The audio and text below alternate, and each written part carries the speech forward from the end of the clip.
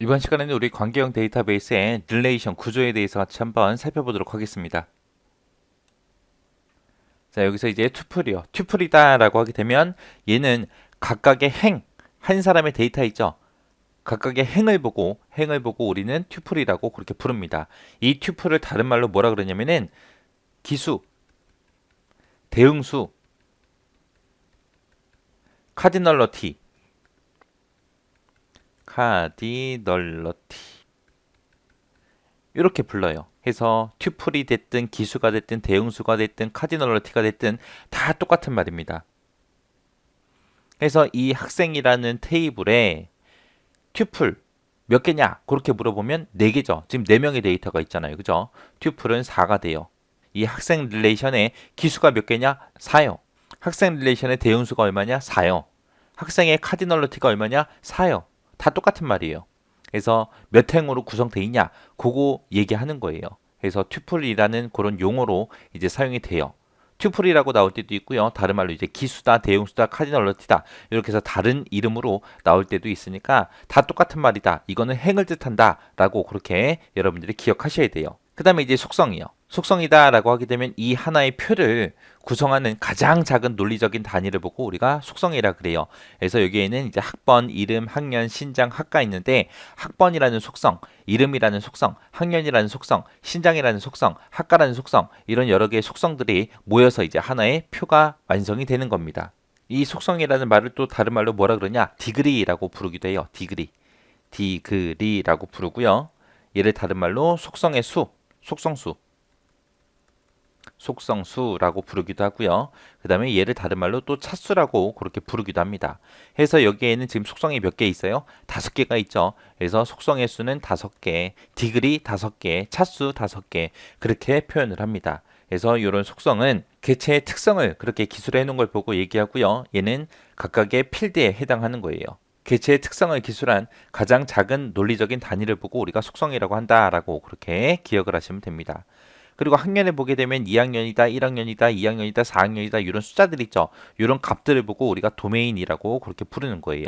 그래서 그 속성에 들어있는 그런 값들, 그런 값들을 보고 우리가 도메인이라고 그렇게 부르더라. 학번이다라고 하게 되면 지금처럼 이런 숫자가 들어가야 되고요. 여기서는 지금 학번이 전부 다 5자리로 돼 있죠. 만약에 6자리에 학번이 들어왔어요. 그러면은 그거는 이제 오류다라고 이제 알려줘야 되겠죠. 그리고 이름이다 그러면 이제 한글로 쓰거나 영어로 쓰거나 쓸 수 있죠.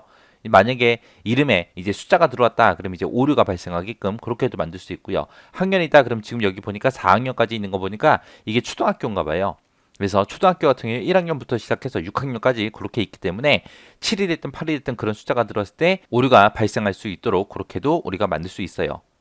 신장에도 이런 숫자들이 들어갈 수 있게 세 자리까지만 들어가게 만약에 네 자리의 숫자가 들어왔다 그러면 오류가 발생되게 그리고 한 학교에는 이제 학과가 정해져 있을 거 아니에요 그죠 그래서 이런 영어들이 딱딱 정해진 것들만 이제 입력이 되게 정해진 것 말고 다른 것들이 이제 들어왔을 때 오류가 발생할 수 있게 그렇게 합법 여부를 시스템이 검사하는데 그렇게 이용되기도 하는 게 우리 요 도메인이라는 거예요. 그러면 요 내용 좀 보자고요. 자, 처음 해보니까 이제 튜플하고 나왔죠. 튜플이라는 거는 릴레이션 그런 표라 그랬어요. 표. 그런 표를 구성하는 각각의 행을 보고 얘기하는 거죠. 한 사람의 데이터.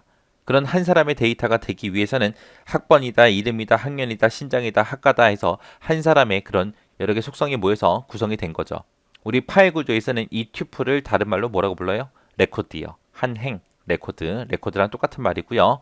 튜플의 개수다라고 하게 되면 걔는 이제 카디널러티 또는 기수, 대응수 그렇게 부르기도 하죠.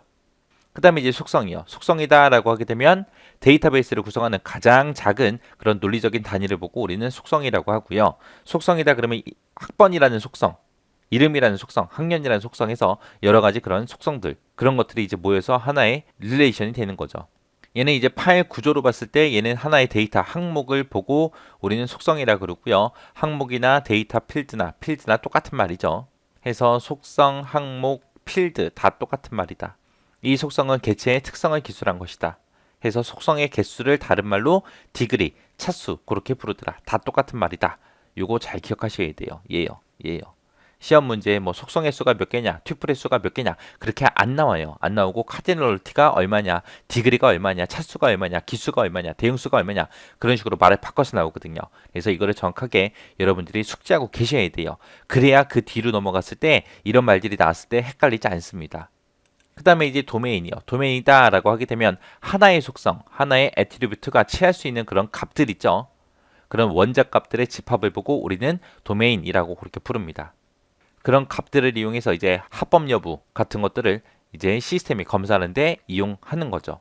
여기 보니까 성별이라는 애트리뷰트, 성별이라는 속성이 있습니다. 그 속성에는 도메인 값으로 이제 쓸 수 있는 게 남하고 여하고 두 글자밖에 없는 거죠. 다른 값이 들어왔을 때 이제 오류 메시지가 나타나게 그렇게 할 수 있죠. 그래서 하나의 속성에 대해서 이제 그 값이 적합한지 그런 합법 여부를 시스템이 검사할 때도 그렇게 값들을 이용합니다.